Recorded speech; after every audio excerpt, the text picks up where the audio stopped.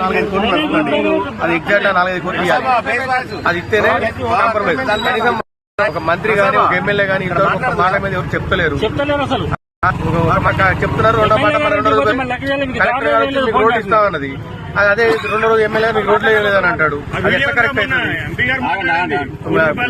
ముగ్గురు మాట్లాడిన వీడియోస్ ఉన్నాయి మా దగ్గర. మంత్రి గారు మాట్లాడారు, కలెక్టర్ గారు మాట్లాడారు, కొండా సురేఖ గారు. బయట రేట్ ఎంత రేట్ ఉంటే అది వేరే ల్యాండ్ ఇస్తాం ఇంత కరెక్ట్.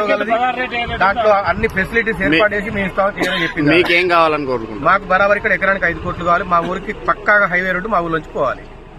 అది మా డిమాండ్. మేము మా ఊరు నుంచి 175 ఎకరాల భూమి మేము ఎయిర్పోర్ట్ ఇచ్చుకుంటూ మా ఊరిని మేము చీకట్లో పడేసుకోవాలా? అదొకటి చూడండి. నా పేరు వెంకటేశ్వర్ల గుమ్మడి.